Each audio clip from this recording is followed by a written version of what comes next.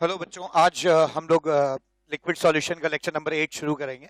आपको याद होगा कि लास्ट लेक्चर में मैंने relative lowering of vapour pressure और ओसवाल्ड वॉकर मेथड पे बातचीत की थी, और वो तीसरी कॉलिगेटिव प्रॉपर्टी थी जिस पे हम लोगों ने बातचीत की थी। आज हम लोग ऑस्मोटिक प्रेशर पे बातचीत करेंगे और क्वेश्चन करेंगे। ठीक है, ऑस्मोटिक प्रेशर और ऑस्मोसिस जो चौथी कॉलिगेटिव प्रॉपर्टी है उस पर बात करेंगे। तो लेक्चर 8, चौथी कॉलिगेटिव प्रॉपर्टी ऑस्मोटिक प्रेशर पे बातचीत करेंगे। आपको पता होगा कि कई तरह के ट्रांसपोर्ट फेनोमेना होते हैं। ठीक है, कई तरह के ट्रांसपोर्ट फेनोमेना है। उसमें से एक होता है डिफ्यूजन और दूसरा जो है वो ऑस्मोसिस। अगर मैं डिफ्यूजन की बात करूं, डिफ्यूजन में होता क्या है, चीजें हाई कॉन्सेंट्रेशन से, है ना, लो कॉन्सेंट्रेशन की तरफ जाती है। ठीक है, इस तरह से तो थोड़ी देर में एक यूनिफॉर्मिटी फैल जाती है, पूरा कॉन्सेंट्रेशन बराबर हो जाता है सारे सॉल्यूट पार्टिकल्स का। ठीक है, तो मेन मकसद क्या है कि आपको हाई कॉन्सेंट्रेशन से लो कॉन्सेंट्रेशन की तरफ जाना है। ठीक है, C1 है से C2 तक जा रहे हैं। चीजें हाई कॉन्सेंट्रेशन से लो कॉन्सेंट्रेशन की तरफ जाती हैं। चीजें इसलिए मूव कर रहे हैं, यहाँ पे सॉलिड पार्टिकल मूव कर रहे हैं ताकि कॉन्सेंट्रेशन यूनिफॉर्म हो जाए और कॉन्सेंट्रेशन चीजों का घट जाए। ठीक है, कॉन्सेंट्रेशन घटने से कहीं ना कहीं एनर्जी रिलीज होती है, आप स्टेबल हो जाते हैं। तो सॉल्यूट पार्टिकल्स का मूव करना हाई कॉन्सेंट्रेशन से लो कॉन्सेंट्रेशन की तरफ डिफ्यूजन कहलाता है। मेन मकसद क्या है नेचर का कि कॉन्सेंट्रेशन जहां हाई है उसको लो कर दिया जाए, क्योंकि ऐसा करने से, है ना, जो कॉन्सेंट्रेशन का जो पोटेंशियल है वो डिक्रीज कर जाएगा। ठीक है, चीजें थोड़ी सी स्टेबल हो जाएंगी। लेकिन कई बार दिक्कत हो सकती है। क्या, मान लीजिए आपने दो सॉल्यूशन लिया यहाँ पे, एक सॉल्यूशन है ये और दूसरा सॉल्यूशन ये। इसका कॉन्सेंट्रेशन C1 है, इसका C2 है। ठीक है, अब मैं मान के चल रहा हूं कि C2 का कॉन्सेंट्रेशन ज्यादा है, सॉल्यूट पार्टिकल का ज्यादा कॉन्सेंट्रेशन है यहाँ पे, और यहाँ पे इक्का दुक्का सॉल्यूट पाए जा रहे हैं। ठीक है, बहुत कम है, सो कॉन्सेंट्रेशन कम है। ये बीच में मैंने एक, है ना, सेमी परमिएबल मेम्ब्रेन लगाया हुआ है। ठीक है, सेमी परमिएबल मेम्ब्रेन की खास बात क्या होती है? सेमी परमिएबल मेम्ब्रेन की खास बात यह होती है कि उसमें से सॉल्यूट पार्टिकल्स पास नहीं कर सकते, सिर्फ और सिर्फ सॉल्वेंट पार्टिकल्स पास करते हैं। ठीक है, तो यहां क्या हुआ, सॉल्यूट पार्टिकल मूव कर सकते थे, उन्होंने मूव करके कॉन्सेंट्रेशन को यूनिफॉर्म कर लिया। लेकिन यहां पर एक दिक्कत है, यहां सॉल्यूट पार्टिकल आ जा नहीं सकते। तो कॉन्सेंट्रेशन बराबर कैसे किया जाए? आप जानते हैं concentration number of moles of solute particle upon volume होता है। अगर आप सॉल्यूट पार्टिकल्स को के संख्या का रीअलाइनमेंट नहीं कर पा रहे हैं तो आप वॉल्यूम से भी चीजों को बदल सकते हैं। अगर आप अब चीजें उस दिशा में जाएंगी जहां कॉन्सेंट्रेशन, हाई कॉन्सेंट्रेशन वाली चीजें लो कॉन्सेंट्रेशन में चेंज हो जाए, जैसे यहां हुआ था। देखिए, डिफ्यूजन और ऑस्मोसिस का जो मूलभूत रीजन है वो सेम है।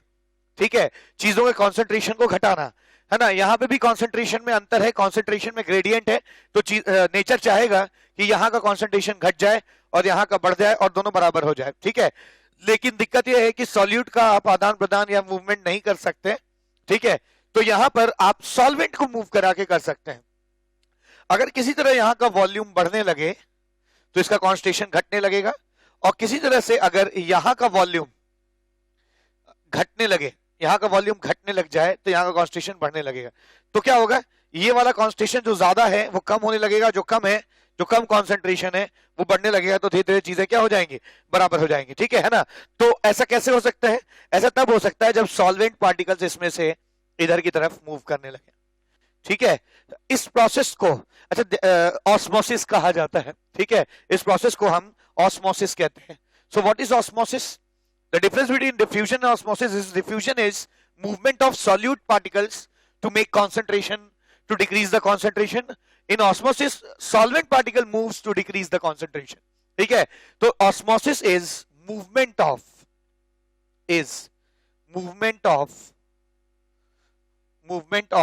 solvent particles movement of solvent molecules from a region of low concentration, low solute concentration, solute का concentration क्या है, लो, ठीक है, from a region of low solute concentration to high solute concentration, high solute concentration is osmosis, ठीक है, इसको हम क्या कहते हैं, ऑस्मोसिस कहते हैं, ठीक है। तो ध्यान एक और चीज देना है कि ऑस्मोसिस सिर्फ इधर से इधर सॉल्वेंट के मूवमेंट नहीं होता है, सॉल्वेंट सेमी परमेबल मेम्ब्रेन के दोनों साइड मूव करते हैं, इधर भी मूवमेंट है, पर नेट मूवमेंट इस तरफ है, मतलब जितना सॉल्वेंट इधर से इधर आता है कम ही सॉल्वेंट उधर जाता है, ठीक है। तो मूवमेंट तो दोनों तरफ हो रहा है, लेकिन नेट मूवमेंट लो कॉन्सेंट्रेशन से हाई कॉन्सेंट्रेशन की तरफ हो रहा है।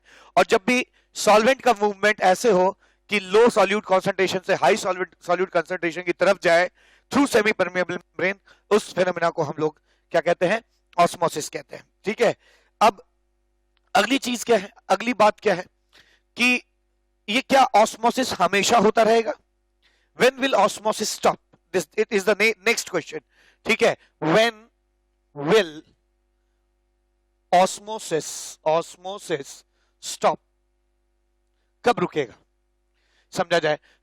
ऑस्मोसिस दो वजहों से रुक सकता है, ऑस्मोसिस के रुकने के पीछे दो वजह हो सकती है। पहली वजह क्या कि हाँ, दो चीजें हैं, सेमी परमेबल मेम्ब्रेन है, इनका कॉन्सेंट्रेशन आसपास है ना, सॉल्वेंट मूव करने लगता है, ऐसे मूव करने से क्या होगा, थोड़ी देर में एक तरफ का वॉल्यूम घट जाएगा और दूसरी तरफ का वॉल्यूम बढ़ जाएगा, और जो नया कॉन्सेंट्रेशन है इसका C1 और C2 ये दोनों बराबर हो जाए, ठीक है। तो जैसे ही दोनों तरफ का कॉन्सेंट्रेशन क्या हो जाएगा,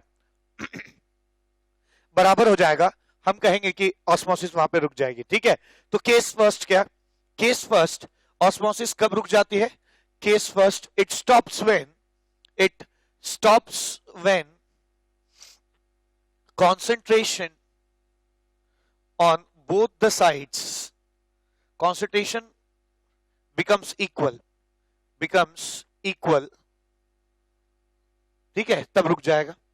जैसे ही दोनों का कॉन्सेंट्रेशन इक्वल हो गया, ये इनिशियल कॉन्सेंट्रेशन है, शुरुआत में हालात ऐसे थे, ठीक है, सॉल्वेंट के इधर मूव करने की वजह से इसका कॉन्सेंट्रेशन धीरे धीरे इधर का वॉल्यूम बढ़ने लगा और कॉन्सेंट्रेशन घटने लगा, इधर का वॉल्यूम घटने लगा, कॉन्सेंट्रेशन बढ़ने लगा, और फिर दोनों एक दिन बराबर हो गए और ऑस्मोसिस रुक गया। रुकता नहीं है ऑस्मोसिस, ठीक है, ऑस्मोसिस कभी भी नहीं रुकेगा। ऑस्मोसिस का होना एक बाई डायरेक्शनल फेनोमेना है, एक इक्विलिब्रियम है, तो दोनों चीजें बिल्कुल बराबर संख्या में होंगी, मतलब बराबर मात्रा में होने लगेंगी, यानी जितना सॉल्यूट इधर से इधर, सॉल्वेंट इधर से इधर जा रहा है, उतना ही सॉल्वेंट इधर से इधर आ रहा है, एक डायनेमिक इक्विलिब्रियम यहां पर स्टैब्लिश हो जाएगा, ठीक है। तो ऑस्मोसिस रुक जाएगा। अब केस सेकेंड, ऑस्मोसिस तब कैसे रुकेगा जब इनके कॉन्सेंट्रेशन में ह्यूज डिफरेंस होगा। केस सेकेंड,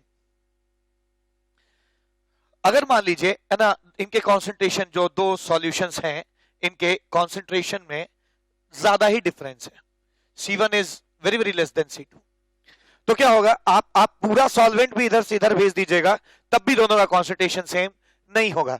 तब क्या किया जाए, तो ऐसे केस में देखा गया है क्या कि थोड़ी देर बाद मूवमेंट करते करते करते है ना, जैसे ही इनके बीच के लेवल में फर्क आता है ना, लेवल में फर्क आता है, ये मान लीजिए इनके हाई, इनके वाटर लेवल में ऑस्मोसिस की वजह से, मान लीजिए ऑस्मोसिस हो रहा है, ऑस्मोसिस की वजह से इनके वाटर लेवल में कुछ फर्क आ गया, ठीक है, मान लीजिए हाइट h है, तो एक हाइड्रोस्टैटिक प्रेशर H रो G डेवलप करेगा इसके वजह से, जो इधर लगने लगेगा। और इस हाइड्रोस्टैटिक प्रेशर, आपको मालूम है फिजिक्स में आपने पास्कल्स लॉ पढ़ा होगा, पास्कल्स लॉ कहता है कि अगर आप किसी भी लिक्विड में किसी एक पॉइंट पे प्रेशर डालिए, वो पूरी जगह पे यूनिफॉर्मली ट्रांसमिट होता है, ठीक है। तो ये जो हाइड्रोस्टैटिक प्रेशर है, ये इधर ट्रांसमिट होगा, और होगा क्या, ये इस तरफ से आने वाले ऑस्मोसिस करके सॉल्वेंट मॉलिक्यूल्स जो आ रहे हैं, उनके आने पर क्या लगा देगा, रोक लगा देगा, ठीक है, तब भी ऑस्मोसिस रुक जाएगी। तो ऑस्मोसिस तब भी रुक जाती है जब हाइड्रोस्टैटिक प्रेशर जो है ऑस्मोसिस फेनोमेना को रोक देता है, ठीक है। तो मैं कह सकता हूं कि osmosis stops when hydrostatic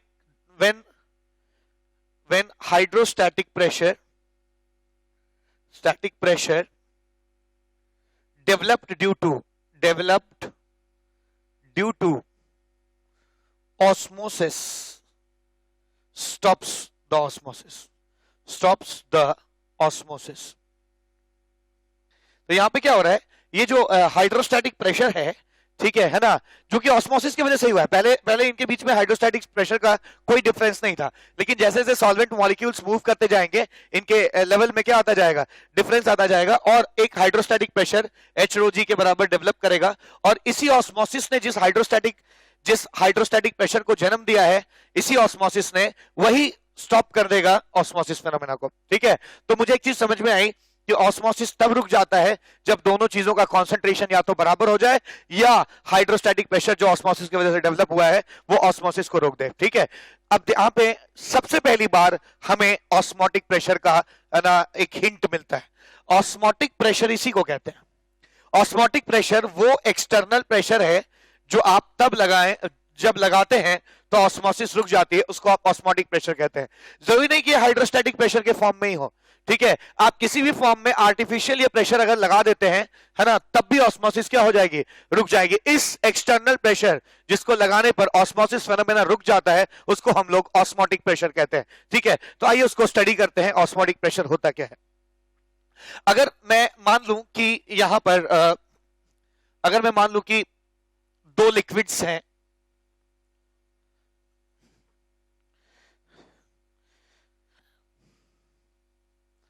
osmotic pressure, मान लीजिए कि दो लिक्विड्स हैं यहां पे, इनका कोई हाइड्रोस्टैटिक प्रेशर का डिफरेंस नहीं है ना, इनका कॉन्स्टिट्यूशन में फर्क है। आप एक काम करिए, यहां पे एक पिस्टन सिलेंडर अरेंजमेंट लगा दीजिए। यहां पे एक पिस्टन लगा दिया मैंने, ये पिस्टन है,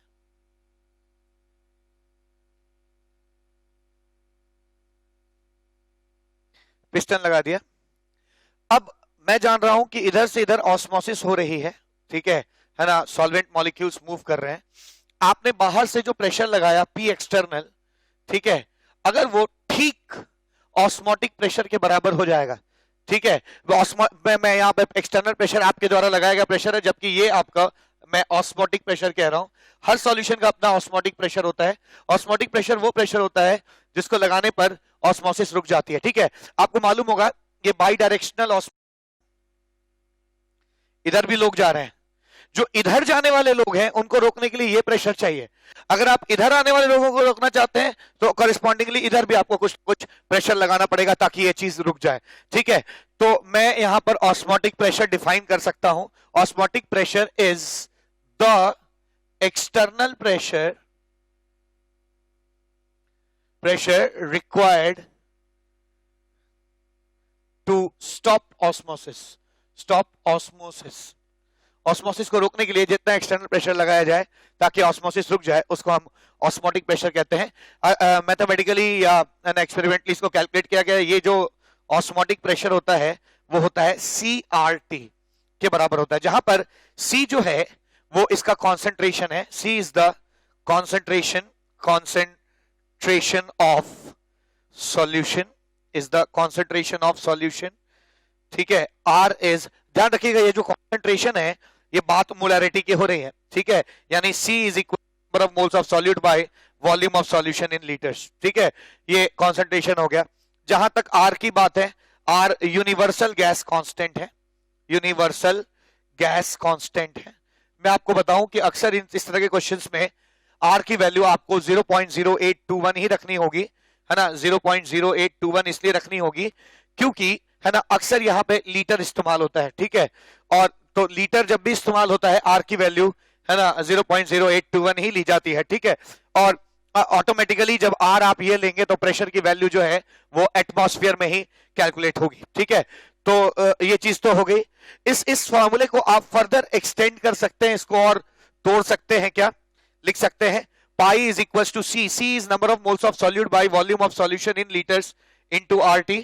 ठीक है, number of moles of solute can be written as weight of solute divided by molecular weight of solute into volume of solution in liters into RT। ठीक है, तो ये सारे फॉर्मूले ऑस्मोटिक प्रेशर निकालने के हो जाएंगे।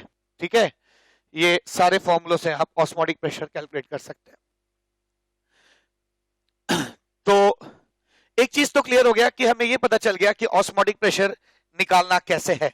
ठीक है, अब एक बात अगर आप किसी सॉल्यूशन पे ठीक ऑस्मोटिक प्रेशर बराबर प्रेशर लगाते हैं, ठीक है, अब यहां पे कई बातें हैं जो नोटेबल हैं, ठीक है, we should note first thing, अगर आप एक सॉल्यूशन है जिसमें ऑस्मोसिस हो रही है, ठीक है, ऑस्मोसिस हो रही है इधर से इधर, और आप क्या करिए,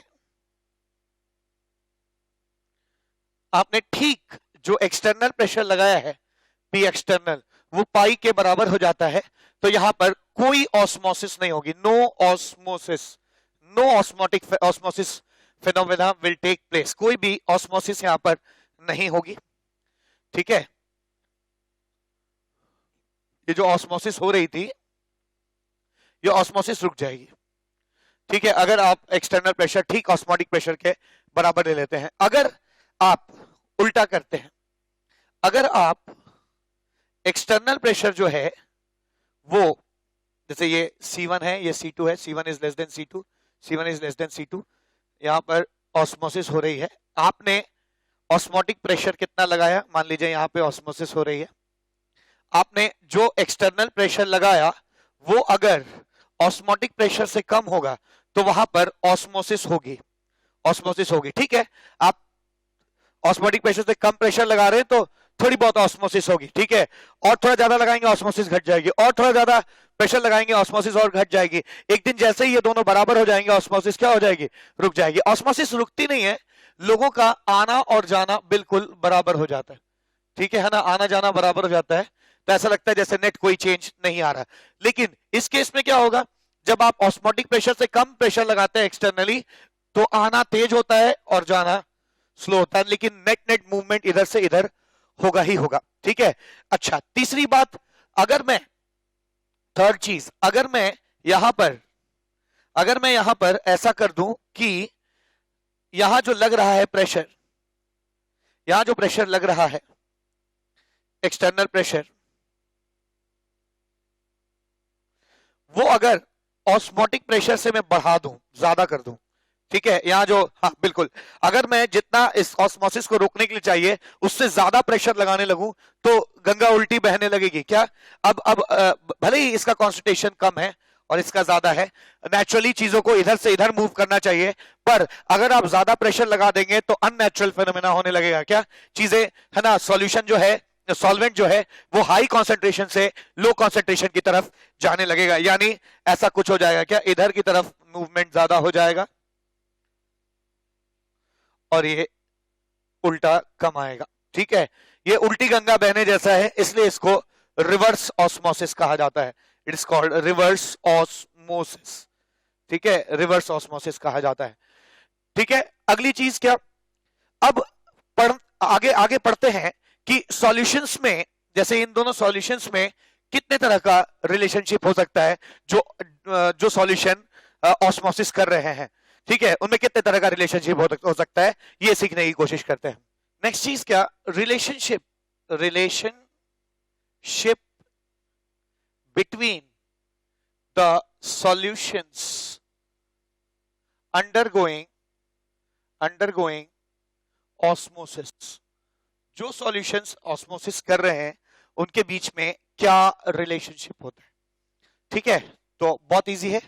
अगर पहला केस, अगर दो सॉल्यूशंस हैं और दोनों का अपना अपना ऑस्मोटिक प्रेशर है ना, और दोनों के ऑस्मोटिक प्रेशर बराबर है, ये T1 टेम्परेचर पे है, ये T2 टेम्परेचर पे है, ठीक है, अगर दोनों के ऑस्मोटिक प्रेशर बराबर आ जाए, यानी C1R_T1 is equal to C2R_T2 आ जाए, तो ऐसे दोनों सॉल्यूशन को, ये सॉल्यूशन ए है, ये बी है, हम क्या कह सकते हैं, we can say A and B are क्या, है ना, आइसोटोनिक सॉल्यूशन। जब भी दो सॉल्यूशंस का ऑस्मोटिक प्रेशर सेम हो जाता है हम उनको आइसोटोनिक सॉल्यूशन कहते हैं, तो we can say A and B solution are isotonic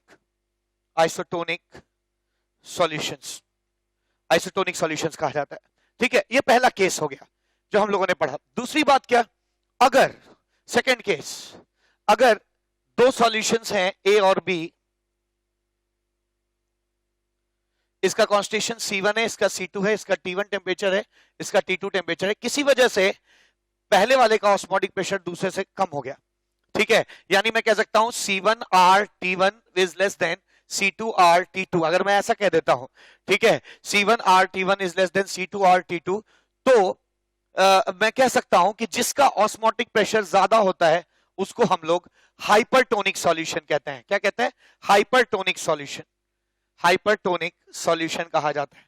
जबकि जिसका ऑस्मोटिक प्रेशर कम होता है उसे हम क्या कहते हैं? हाइपोटोनिक सॉल्यूशन कहा जाता है, ठीक है। तो ये इतने तरह के रिलेशनशिप एग्जिस्ट करते हैं, ठीक है। अगर दोनों लोगों का कॉन्सेंट्रेशन सेम है, सॉरी कंसंट्रेशन नहीं, दो सॉल्यूशंस का अगर ऑस्मोटिक प्रेशर की वैल्यू सेम निकल के आती है तो उन्हें हम आइसोटोनिक सॉल्यूशंस कहते हैं। और अगर दोनों सॉल्यूशंस के का जो ऑस्मोटिक प्रेशर है वो अलग अलग आता है तो हम उन्हें क्या कहते हैं? जिसका ज्यादा होता है उसको हाइपरटोनिक और जिसका कम होता है उसको क्या? हाइपोटोनिक कहते हैं। आइए अब ऑस्मोटिक प्रेशर को अच्छे से समझने के लिए इस पे कुछ क्वेश्चंस करते हैं। क्वेश्चन नंबर 1 बहुत सिंपल क्वेश्चन है। Calculate the osmotic pressure, calculate the osmotic pressure of 0.5 m urea solution at 27 degrees Celsius, at 27 degrees Celsius, ठीक है ना। तो ये करना है,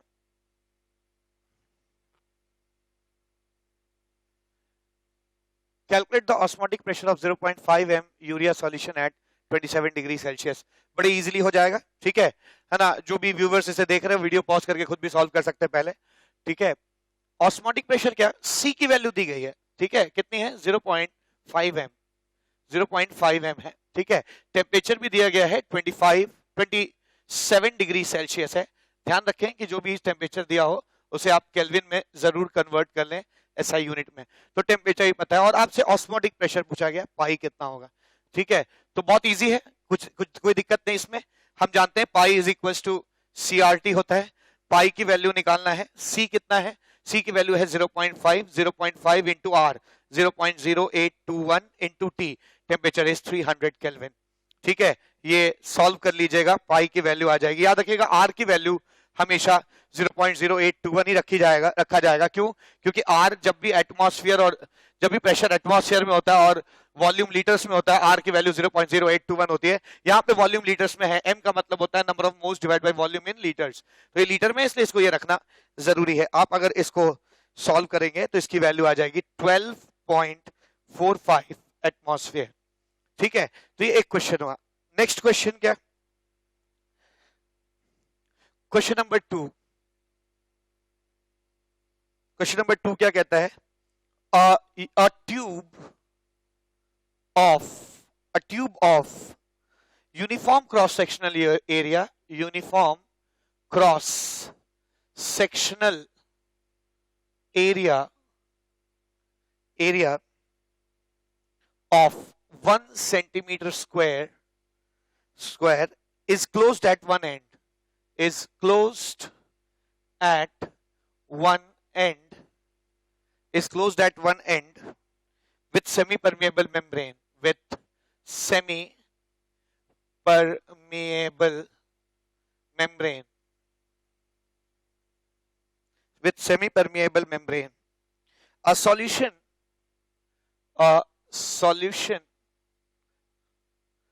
of 5 gram, a solution of 5 gram glucose per 100 ml is placed inside the tube, and is dipped in pure water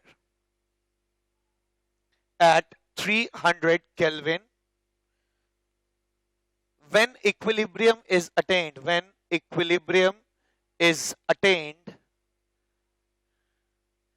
calculate. When equilibrium is attained, calculate first osmotic pressure of solution, ठीक है। और second चीज क्या, first osmotic pressure निकालना है, और दूसरी चीज क्या, दूसरी चीज है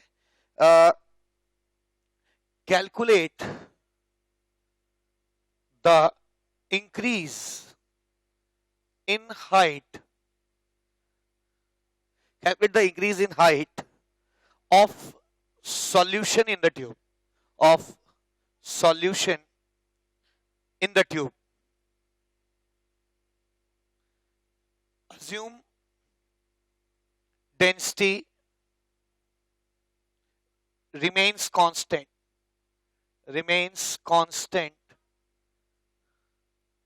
and is equal to 2 ग्राम पर ml, ठीक है। तो माना कि डेंसिटी कांस्टेंट है और 2 ग्राम पर एमएल है, ठीक है। तो ये हमारा क्वेश्चन है, बहुत ही अच्छा क्वेश्चन है, आइए इसको सॉल्व करते हैं। हमारा क्वेश्चन है इसका क्या सॉल्यूशन हो जाएगा। तो पहले तो इसको एनालाइज करना जरूरी है। कह रहा है a tube of uniform cross sectional area 1 centimetre square is closed eight one and, एक तरफ से बंद है, विथ सेमी परमिएबल मेम्ब्रेन, एक सेमी परमिएबल मेम्ब्रेन से एक तरफ से बंद है, ठीक है। A solution of 5 gram of glucose पर 100 ml is placed inside the tube.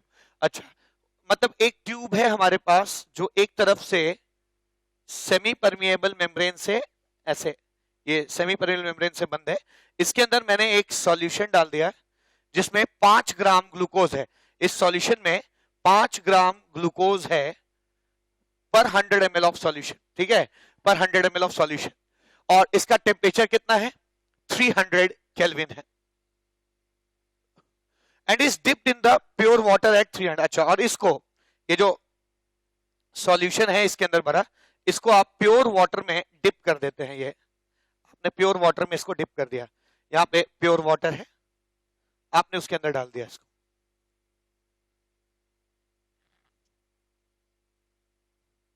ठीक है, आपने इस प्योर वाटर में डाल दिया, डिप कर दिया, 300 केल्विन पे है ना, इस समय टेम्परेचर कितना है, 300 केल्विन है।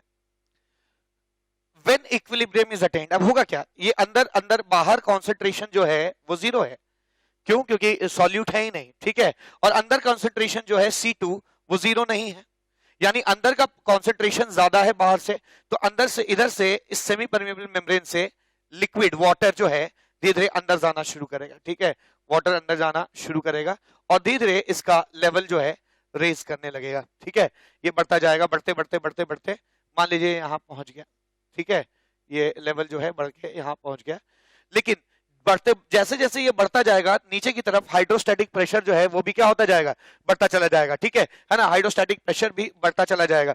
तो जैसे जैसे ऑस्मोसिस हो रही है, लेवल बढ़ता जा रहा है, लेवल बढ़ने से वाटर के हाइड्रोस्टैटिक प्रेशर नीचे बढ़ता जा रहा है, जो लिक्विड का आना और मुश्किल करता जाएगा, और एक दिन इतना लेवल बढ़ चुका होगा कि हाइड्रोस्टैटिक प्रेशर इतना बढ़ चुका होगा कि और लिक्विड अंदर इनफ्लो नहीं कर पाएगी और चीजें रुक जाएंगी। उस समय आप इसका हाइट बढ़ना देखेंगे कि बंद हो गया है।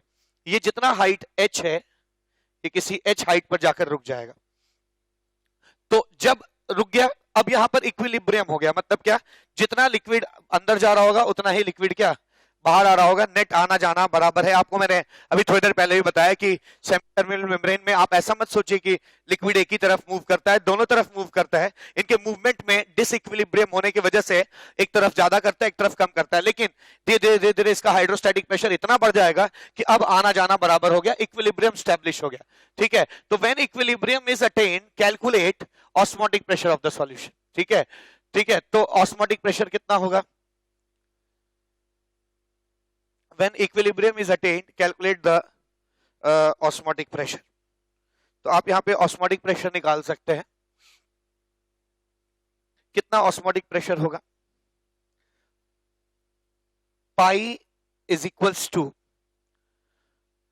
हम यहां पे देखेंगे ना। अच्छा, और कहा है calculate the increase in height of the solution in the tube, और सॉल्यूशन में ट्यूब के, है ना, जो हाइट, जो सॉल्यूशन है इसके अंदर से हाइट में कितना इंक्रीज होगा, ठीक है। तो पहले कॉन्सेंट्रेशन, पहले ऑस्मोटिक प्रेशर निकालते हैं, pi is equals to CRT होता है, ठीक है, पाई इज इक्वल टू कितना कॉन्सेंट्रेशन था शुरू में, निकाल लेते हैं।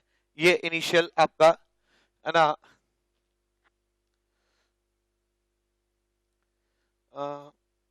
is dipped in the pure water at 300 degrees Celsius.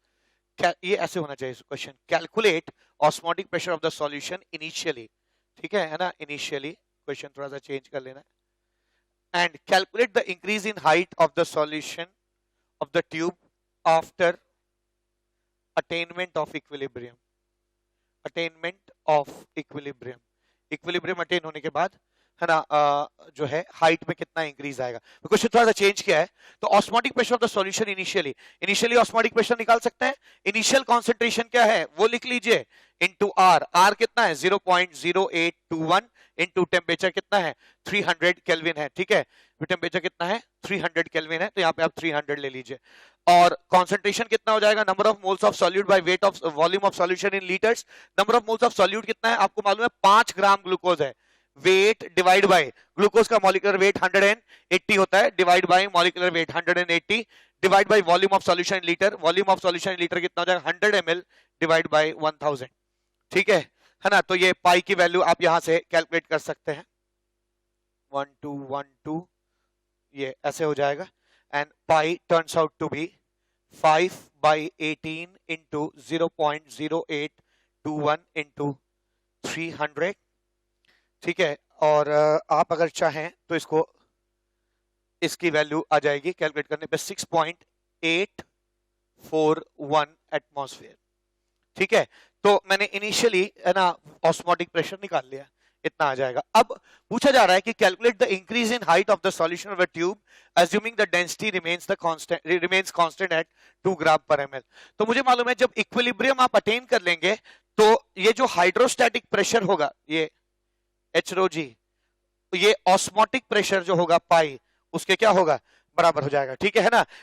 ये जो हाइड्रोस्टैटिक प्रेशर है एच रो जी, ये ऑस्मोटिक प्रेशर के जब भी बराबर हो जाए, ऑस्मोटिक प्रेशर इधर से लिखना नहीं है, ये जो ऑस्मोसिस हो रही है इसको रोकने के लिए ये हाइड्रोस्टैटिक प्रेशर जोर लगाएगा, ऑस्मोसिस रुक जाएगा। जब रुक जाएगा तो मैं कह सकता हूं कि यहाँ हाइड्रोस्टैटिक प्रेशर ने ऑस्मोटिक प्रेशर का काम किया है, ठीक है। तो जब इक्विलिब्रियम आ जाएगा, whenever equilibrium will be attend at that time the hydrostatic pressure should be equal to what, osmotic pressure, ठीक है। So I can say at time of, मैं यहां लिखता हूं at equilibrium pressure hydrostatic pressure becomes equal to osmotic pressure, ठीक है ना।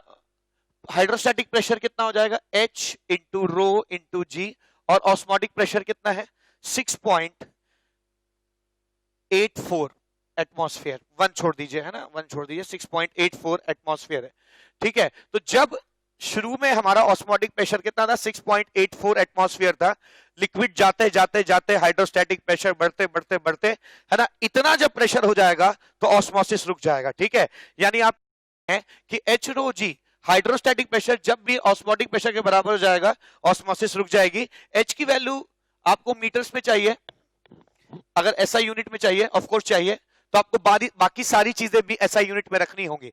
तो डेंसिटी को कैसे रखेंगे, आपको मालूम है 1 ग्राम पर ml इज 1000 kg पर मीटर क्यूब, तो 2 ग्राम पर ml इज 2000 kg पर मीटर क्यूब। आप कैलकुलेट कर सकते हैं, ग्राम को 1000 से डिवाइड करेंगे तो केजी में आ जाएगा, और ml को एक बार 1000 डिवाइड करेंगे तो लीटर, और फिर से एक बार 1000 से डिवाइड करेंगे तो क्या आ जाएगा है ना मीटर क्यूब में आ जाएगा। तो डेंसिटी की जगह मैं क्या रख सकता हूं 2000 kg पर मीटर क्यूब इंटू जी की वैल्यू आप 9.8 रख दीजिए, इज इक्वल टू, ये एटमॉस्फेयर में इसको भी एसआई यूनिट में रखने की जरूरत है। हम लिख सकते हैं, हमें मालूम है 1 atmosphere is equal to 1.013 into 10 to the power of 5 newton पर मीटर स्क्वायर होता है।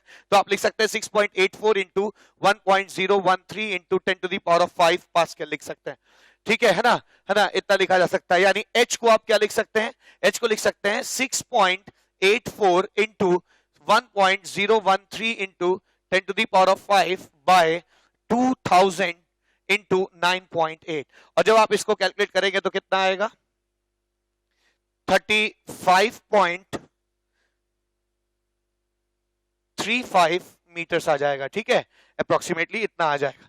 तो एक बहुत अच्छा क्वेश्चन था जिसमें हम लोगों ने देखा कि कैसे ऑस्मोटिक प्रेशर और हाइड्रोस्टैटिक प्रेशर एक दूसरे को काउंटर करते हैं। ठीक, क्वेश्चन नंबर 3 देखते हैं क्या कहते हैं। Calculate the osmotic pressure, calculate the osmotic pressure, calculate the osmotic pressure of a solution obtained by mixing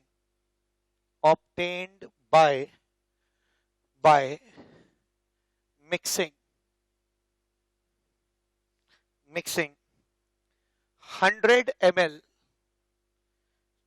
3.4% weight by volume solution of urea and 100 ml 1.6% weight by volume solution of cane sugar मतलब sucrose होता है, ठीक है, at 20 degree Celsius, तो बहुत अच्छा question है। आइए इसको एनालाइज करते हैं। ठीक है, क्या इसका सॉल्यूशन हो जाएगा। मैं क्वेश्चन एनालाइज कर रहा हूं। एक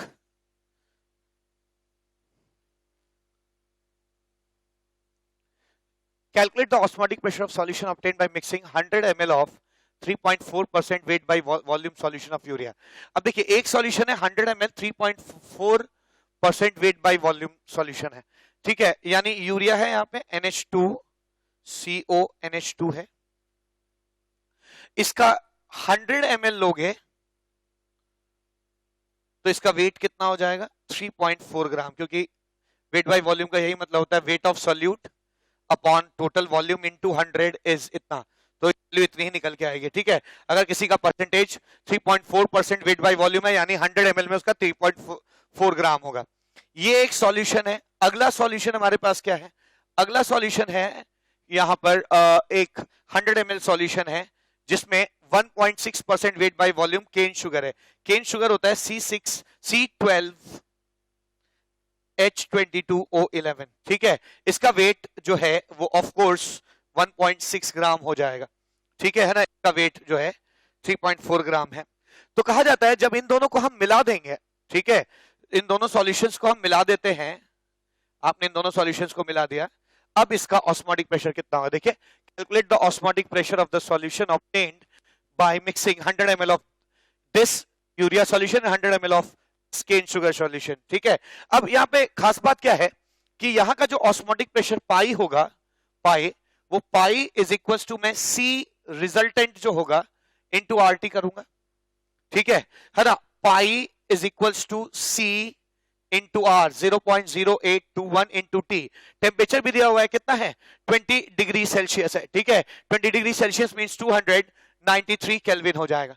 अब कॉन्सेंट्रेशन की बात करिए, concentration is equal to number of moles of solute by volume of solution in litres. ध्यान दीजिए कि ऑस्मोटिक प्रेशर एक कॉलिगेटिव प्रॉपर्टी है, वो इस बात पर डिपेंड करती है कि सॉल्यूट के कितने मोल्स हैं, ना कि कौन सा सॉल्यूट है। जितने तरह के सॉल्यूट लेना है ले लीजिए, बस उनके मोल्स में इंटरेस्टेड रहते हैं। तो अगर दो तरह के सॉल्यूट है, केन शुगर एक यूरिया है, इट हार्डली मैटर्स, उनके नंबर ऑफ मोल्स मायने रखते हैं, ठीक है। तो यूरिया के मोल का वेट कितना है 3.4 ग्राम, तो मैं लिख सकता हूं यूरिया के मोल्स कितने होंगे, वेट अपॉन मॉलिक्यूलर वेट कितना 60, ठीक है, यूरिया का मॉलिक्यूलर वेट 60 होता है, आप कैलकुलेट कर सकते हैं। ऐसे ही है ना, केन शुगर का नंबर ऑफ मोल्स कैसे आ जाएंगे, केन शुगर का जो वेट है कितना 1.6 ग्राम है ना, उसको आप उसके मॉलिक्यूलर वेट से डिवाइड कर दिया, यानी 342 से आपने डिवाइड कर दिया, डिवाइड बाय है ना वॉल्यूम ऑफ सॉल्यूशन निकालना है मुझे। वॉल्यूम ऑफ सॉल्यूशन भी निकाल सकते हैं, अगर है ना इसका वॉल्यूम 100 ml है और इसका वॉल्यूम भी 100 ml है, तो इस सॉल्यूशन का टोटल वॉल्यूम कितना हो जाएगा 200 ml हो जाएगा, ठीक है। तो मैं लिख सकता हूं 200 ml डिवाइड बाय 1000 कर देंगे, यहाँ पे कॉन्सेंट्रेशन वॉल्यूम इन लीटर आ जाएगा। तो total number of moles of all the solute divide by volume of the solution in litres is concentration, R की वैल्यू 0.0821 हो जाएगी और टेम्परेचर 20 डिग्री सेल्सियस यानी 293 केल्विन हो जाएगा। आप पाई यहां से कैलकुलेट कर सकते हैं। इसको अगर आप कैलकुलेट करेंगे तो इसकी वैल्यू निकल के आएगी 7.38 एटमॉस्फेयर, ठीक है, हम इसको कैलकुलेट कर सकते हैं, 7.38 एटमॉस्फेयर आ जाएगा। तो एक बहुत अच्छा क्वेश्चन हम लोगों ने देखा जिसमें है ना दो सॉल्यूशंस को मिक्स करने पर फाइनल जो चीज आ रही है उसका कॉन्सेंट, उसका ऑस्मोटिक प्रेशर आप कैसे निकालेंगे। आइए लास्ट क्वेश्चन करते हैं इस टॉपिक पे, है ना, जो सॉल्यूशंस के रिलेशनशिप पर बेस्ड है।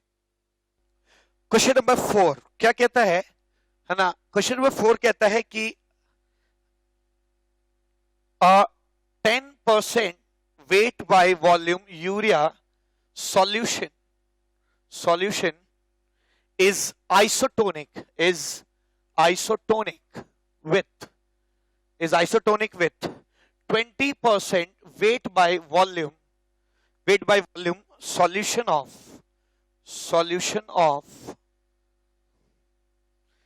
10 by 20% weight by volume solution of a non-volatile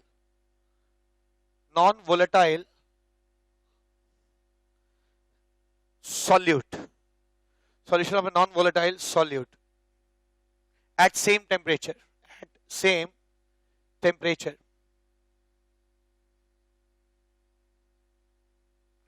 Calculate the molecular weight of solute. Calculate the molecular weight of solute. ये क्वेश्चन है हमें हमसे पूछा गया है, ठीक है। तो आइए इसको सॉल्व करते हैं, सॉल्यूशन निकाला जाए इसका। क्वेश्चन में समझाता हूं। एक 10% wait by volume urea solution है, यानी अगर 100 ml सॉल्यूशन आप ले लेंगे तो इसमें वेट ऑफ यूरिया जो है, यूरिया का वेट जो हो जाएगा इस सॉल्यूशन के अंदर NH2CO NH2 का, है ना, वो 10 ग्राम हो जाएगा। Of course molecular weight of urea is 60, ठीक है। एक और सॉल्यूशन है बगल में ही, ठीक है ना, एक और सॉल्यूशन है जो किसी नॉन वोलेटाइल सॉल्यूट का, यहां लिखना चाहिए था नॉन इलेक्ट्रोलाइट भी है ना, मतलब पानी में टूटता नहीं है। इसके बारे में अगले लेक्चर में बात करेंगे। जो सॉल्यूट्स पानी में टूट जाते हैं उनको इलेक्ट्रोलाइट कहते हैं। उनकी कॉलिगेटिव प्रॉपर्टी को कैलकुलेट करने का अलग ही तरीका है ना, उन कॉलिगेटिव प्रॉपर्टीज को हम लोग एबनॉर्मल कॉलिगेटिव प्रॉपर्टीज कहते हैं, ठीक है। तो अगर नॉन वोलेटाइल सॉल्यूट है और नॉन इलेक्ट्रोलाइट सॉल्यूट है, मतलब पानी में नहीं टूटता है ना, ऐसा एक सॉल्यूशन, एक सॉल्यूट का सॉल्यूशन है जो 20% वेट बाय वॉल्यूम है, यानी इसका वेट जो है 20 ग्राम होगा अगर हम सॉल्यूशन वॉल्यूम 100 ml ले लेंगे, ठीक है ना, 100 ml ले लेंगे। और ये दोनों सॉल्यूशन जो हैं आइसोटोनिक हैं, यानी इसका जो ऑस्मोटिक प्रेशर होगा और जो इसका ऑस्मोटिक प्रेशर होगा, दोनों की वैल्यू सेम आएगी, ठीक है ना, सेम आएगी। तो पूछा जा रहा है ये जो अननोन सॉल्यूट है इसका मॉलिक्यूलर वेट कितना होगा, इसका अननोन सॉल्यूट का मॉलिक्यूलर वेट कितना होगा। आइए इसको कैलकुलेट करते हैं। अगर इन दोनों का सेम टेम्परेचर है, जो कि दिया हुआ है, टेम्परेचर सेम है, ठीक है, तो अगर ये आइसोटोनिक है तो इनका ऑस्मोटिक प्रेशर सेम है, यानी मैं कह सकता हूं C1RT is equal to C2RT हो जाएगा। RT गेट्स कैंसल्ड आउट, यानी मैं कह सकता हूं यहां पे कि इन दोनों सॉल्यूशंस का कॉन्सेंट्रेशन सेम होगा, ठीक है, कॉन्सेंट्रेशन सेम होगा। कॉन्सेंट्रेशन होता है number of moles of solute by volume of solution, number of moles of solute by volume of solution in litres. Volume दोनों सॉल्यूशन का 100 ml है, लीटर में कन्वर्ट करने के लिए 1000 से डिवाइड कर देंगे, 100 ml डिवाइड बाय 1000 कर देंगे, है ना, ये आ जाएगा। और number of moles of solute जो है दोनों का मुझे निकालना है। Number of moles of solute यहां कैसे आ जाएगा, weight divide by molecular weight, 10 gram of urea divide by molecular weight of urea which is 60, ठीक है। और यहां पर अगर मुझे नंबर ऑफ मोल्स निकालने हैं तो मैं क्या करूंगा, weight divide by molecular weight of the solute is MB, ठीक है ना, molecular weight of the solute is MB। ऐसे कर देंगे, इनको कैंसिल कर दीजिए, क्या आ जाएगा ना, ये भी कैंसिल हो जाएगा। 1/6 इज इक्वल टू 20/MB। आप इनको क्रॉस मल्टीप्लाई कर दीजिए, मैं कह सकता हूं कि MB की वैल्यू आ जाएगी, कितनी आ जाएगी, 120 ग्राम पर मोल आ जाएगी।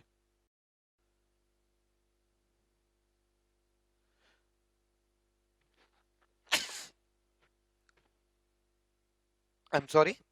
तो ये इस अननोन सॉल्यूट का मॉलिक्यूलर वेट हो जाएगा, ठीक है, जो जिस अननोन सॉल्यूट की बात की गई है, कहा गया है कि calculate the molecular weight of the solute which is unknown to us, उसका मॉलिक्यूलर वेट 120 ग्राम पर मोल निकल के आ जाएगा, ठीक है। तो बच्चों आज इतना ही। इस लेक्चर नंबर 8 में मैंने ऑस्मोटिक प्रेशर भी खत्म कर दिया है।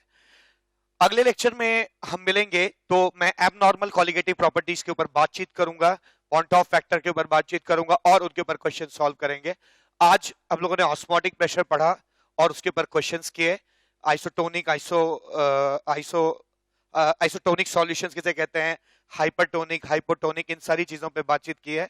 होप आपके कॉन्सेप्ट क्लियर हुए होंगे। तब तक के लिए थैंक यू सो मच।